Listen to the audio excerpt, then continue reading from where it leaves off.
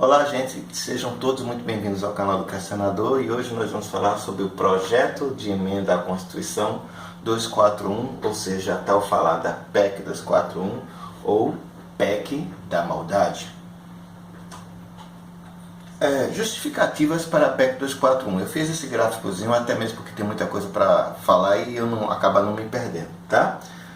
Como a dívida pública está crescendo, uma vez que não tem sobrado recursos por falta de superávit primário, entenda o que é superávit primário, que é as receitas menos as despesas do governo, exceto os juros da dívida, o governo entende que é preciso congelar gastos, corrigindo eles apenas pela inflação, e o índice vai ser o IPCA, né?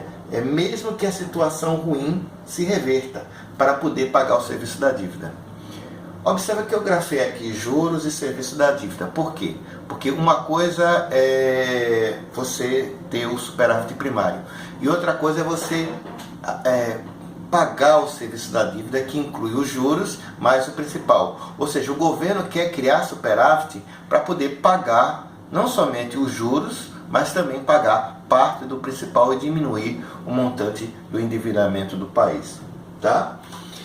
O que causou o desequilíbrio das contas? Todo mundo ouve dizer que existe um desequilíbrio nas contas públicas e por isso se faz necessário esse ajuste, e esse ajuste vem através da PEC 241. E o que é que causou esse desequilíbrio? Bom, o primeiro dos motivos é a redução na arrecadação, e aqui eu cito o principal deles, que seria as desonerações. Vamos tentar explicar isso. A partir, se eu não me engano, a partir de 2011, o governo começou a instituir, especialmente na área de previdenciária, em termos de arrecadação, uma redução para as empresas. Qual era o objetivo do governo? Olha, foi aquele objetivo bem libertáriozinho mesmo. Vamos reduzir a tributação, as empresas vão contratar mais, a atividade econômica cresce, se paga mais impostos e os empregados vão receber seus salários, vão pagar mais contribuições e por aí o ciclo vai se fechando em favor do governo. Só que nada disso aconteceu. O governo colocou uma política de desonerações, especialmente para a área de construção civil, e depois foi se estendendo para diversos outros setores, com o intuito de minimizar os impactos da carga tributária nessas empresas e fazer um teste para ver se de repente isso empregava mais e as empresas acabavam pagando mais tributos. O tiro saiu pela culatra, o prejuízo anual saiu em torno de 80 bilhões de reais, e esse foi um dos principais fatores para o desequilíbrio das contas públicas, e também vem aqui excesso de gastos do governo. O que é que eu chamo de excesso? Não é que o governo, entendo eu, saiu gastando horrores, não é bem isso, até mesmo porque os recursos para gastos dos governos são bem restritos. O que é que acontece? O governo poderia, num determinado momento, ter percebido que as suas políticas de desoneração estavam erradas, que estava havendo menos receitas e que ele deveria começar a atuar para pagar menos despesas, ou seja, para ter menos despesas, para ter menos desembolsos, menos gastos. Isso não aconteceu. Então, o governo teve uma redução de arrecadação, mas mesmo assim continuou gastando muito. E especialmente, veja, se coloca aí no ano de 2014, onde começou esse problema se acentuar, e o governo precisando de dinheiro para se reeleger, ou seja, enfiou o pé, né? Inclusive, muitos desses problemas acabaram resultando até mesmo na cassação da Dilma, que disse que ela cometeu pedaladas e fez determinadas coisas. Mas isso tudo tem a ver com gastos elevados em relação àquilo que se arrecadava. E, consequentemente, houve essa extensão desse desequilíbrio que continuou adiante e acabou gerando uma bola de neve para o governo, né? Uma outra coisa que não pode ser deixada de lado é que a paralisação do Congresso Nacional, principalmente a partir de Eduardo Cunha. Já no final de 2014, a relação do governo com o Congresso não vinha bem, né? E tanto é que em 2015 foi eleito o nosso amigo Eduardo Cunha.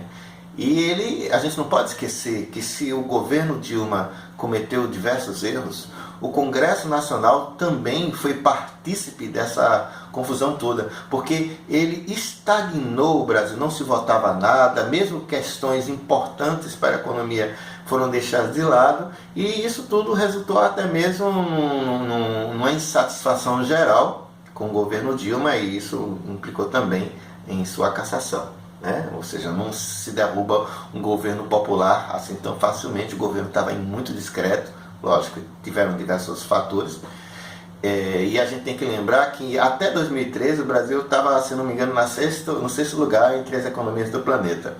E entendo eu que diversos gatilhos foram disparados que contribuíram para essa derrocada do Brasil. E, claro, eu costumo dizer que houve, sim, uma espécie de conspiração contra o Brasil, e isso acabou vingando, né? Tanto é que o governo saiu e está aí um governo que quer realmente dar um acocho e tem uma outra mentalidade. E, claro, aqui eu não vou estar discutindo ideologia, eu apenas acho equivocada a maneira como foram feitas as coisas, mas tudo bem. Isso tudo, logicamente, resultou num crescimento da dívida pública, nós acabamos nos endividando mais, e isso, obviamente, não foi bom. Mas aqui eu trago gráficos, e a fonte desses dois gráficos que eu vou mostrar agora é o Banco Central do Brasil, tá? Então, a gente observa que quando acusam o governo de ser um gastador inveterado, isso não é bem verdade. Claro que no governo Dilma houve um descuido geral com relação ao comportamento das despesas. Então vamos analisar isso aí. Observa, essa é a receita primária, né? E aqui são as despesas primárias. Em algum momento, no final já de 2013 para o início de 2014, a coisa começa a se equilibrar. E já a partir de 2014, observa, as despesas começam a superar as receitas primárias. Isso implica em quê? Que começou a haver um desequilíbrio e o governo, mesmo sabendo disso, não tomou medidas eficazes para reduzir esse desequilíbrio, ou pelo menos não deixaram ela tomar essas medidas, né? Então, consequentemente, o quadro foi se agravando, e agora eu gostaria de mostrar um outro gráfico aqui, que ele é muito interessante para a nossa análise. Observa, essa é a dívida bruta em relação ao PIB, tá, gente? Essa dívida bruta, ela veio, o sapo barbudo, o Lula, assumiu aqui em 2002, né? E recebeu com essa situação a dívida bruta de 66,8% e 59,9% era a dívida líquida. O que é a dívida líquida? É a dívida bruta menos os créditos que o governo brasileiro possui. Então, observem, essa dívida bruta, ela veio sendo reduzida, porque em relação ao PIB, ela foi ficando cada vez menor, uma vez que o Brasil foi crescendo, né? E, curiosamente, depois de 2013, né, já se começa a verificar um crescimento dessa dívida que chegou agora a 66,5% da produção do país, né?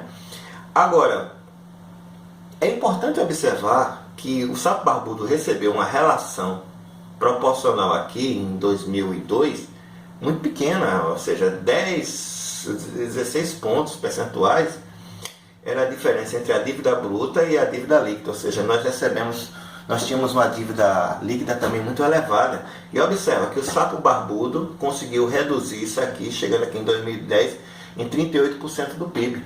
Então, não é verdade essa ideia de que o governo do PT saiu gastando de uma maneira bem deslavada, bem irresponsável. E observa que essa diferença entre a dívida bruta e a dívida líquida, ela foi sendo ampliada, ou seja, nós temos dívida, mas nós temos crédito. Mas até mesmo a dívida líquida, ela começou a tomar um crescimento a partir de 2013 e ela foi subindo e hoje em dia é 36,2% do PIB. Ou seja, em relação ao que se recebeu do governo anterior, do Fernando Henrique Cardoso, que era uma situação bem apertada, hoje em dia nós temos uma larga sobra, né? Ou seja, nós temos uma condição bem melhor. Mas, logicamente, em função dessas tendências, se faz necessário que a gente tome alguns cuidados com relação ao nosso endividamento, né?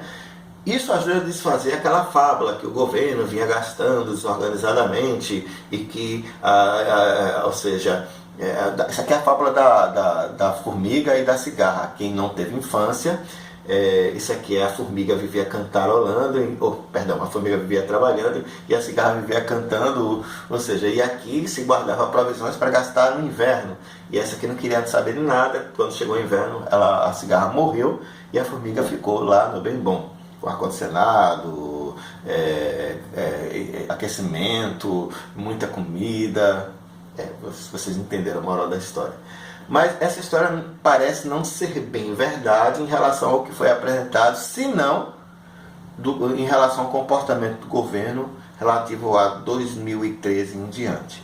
Tá? Agora é bom sempre estar ressaltando que eu entendo que o governo brasileiro, sexta economia do país, do planeta, foi sabotado de uma maneira violenta, mas mesmo assim nós não estamos numa situação tão caótica como estava em 2002.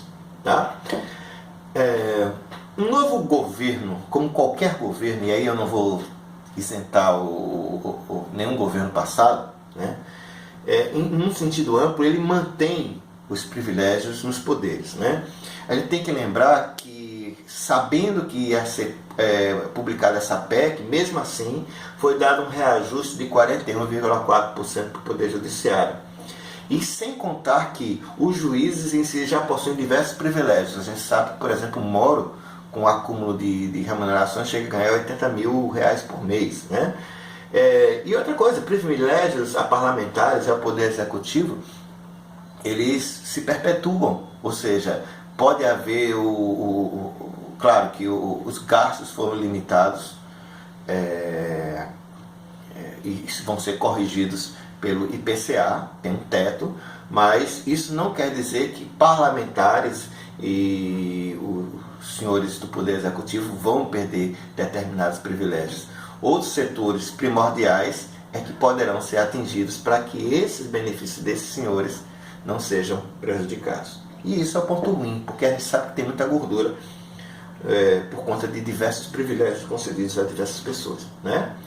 A ideia central da PEC 241 é reduzir o endividamento brasileiro, ou seja, se pretende pagar juros e principal da dívida de maneira a reduzir esse valor. Isso vai ser bom, logicamente, para os banqueiros que vão ter salvaguardado seu direito a receber os seus dinheiros. Como se dará o congelamento, o tal do congelamento ao teto? Funciona assim: com base na despesa do ano anterior, o governo fixou um teto para os gastos de cada um dos poderes da União, limitados à correção do IPCA. Lógico, está limitado ao poder e a determinados órgãos, e isso tudo vai ser reajustado apenas pelo IPCA. O IPCA é o melhor índice?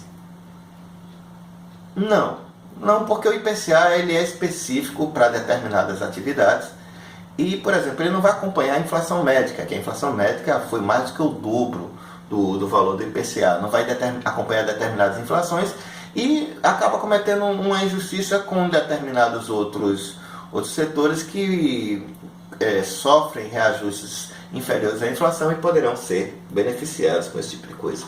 Tá? O governo pôs um teto para gastos com educação e saúde por 20 anos. Aqui é um dos pontos mais mal esclarecidos da PEC. Não, esse é um engano que existe sobre a PEC. O governo congelará o limite mínimo. Presta bem atenção, que isso tem uma importância muito grande. O governo congelará o limite mínimo obrigatório destinado à educação e saúde previstos no artigo 198 e 212 da Constituição Federal de 88. Mas os parlamentares poderão, inclusive, a cada ano gastar mais, pois não foi fixado nenhum teto, e sim disposto um limite mínimo. O que isso significa dizer? Que a Constituição garantia determinadas distribuições mínimas para a saúde e a educação. Com a PEC, o último orçamento vai ser corrigido pelo IPCA e será aplicado assim sucessivamente. Isso não quer dizer que o senhor parlamentar que lhe representa possa chegar e discutir lá no Congresso, e o Congresso, inclusive, vai aumentar os gastos com saúde, educação, pesquisa. Isso pode ser autorizado, porque e sem descumprir essa legislação, porque o que foi alterado foi o limite mínimo obrigatório e não foi estipulado nenhum teto para os gastos com saúde e educação. Importante a dica, tá? Inclusive, antes de prosseguir no tópico seguinte, isso até poderia ser até ruim se o governo não tivesse tanta certeza do aumento da arrecadação, porque se eu sou obrigado a corrigir pela inflação e não me restringo mais à receita do país, então, consequentemente, essa correção, se a recessão continuasse, eu teria uma obrigação crescente desproporcional ao volume de arrecadação, tá? Então, muito cuidado nessa hora antes de fazer um juízo. Mas o governo tem certeza de que a partir já de 2017 vai começar a haver superávitos, a economia vai se recuperar, e a gente sabe que isso é uma verdade, tá? Só depois de 20 anos é que os limites poderão ser aumentados além do IPCA? Não. Após 10 anos, o presidente poderá alterar o limite, esses limites estabelecidos, por um simples projeto de lei. Não pode usar medida provisória, então tem que ser submetido à apreciação do Congresso imediatamente, né? Essas limitações contemplam os gastos com aposentadorias? Não, isso ainda está sendo discutido, então fique de olho, tá?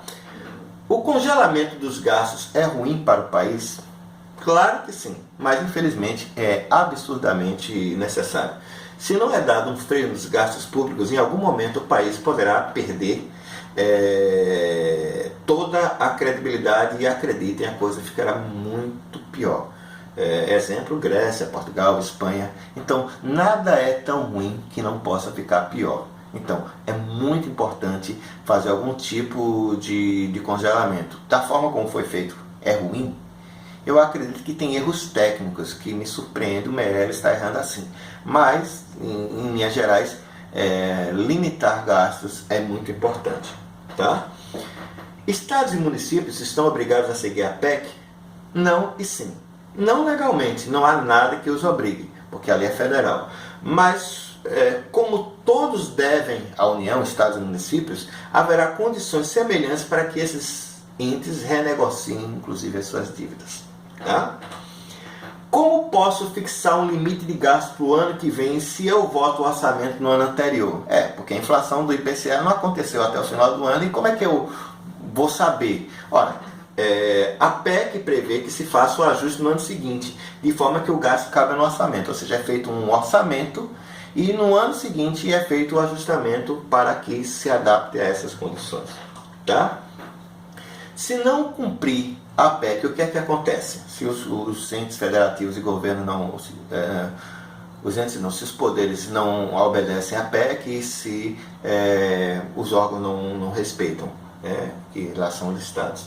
A lei estabelece sanções no artigo 103 das disposições transitórias válidas para cada poder ou órgão federativo. Então, eu não vou me estender muito aqui, que o vídeo já está ficando longo. Então, cada um, se vocês quiserem saber quais são as sanções, aí estão lá dispostas nesse artigo, né?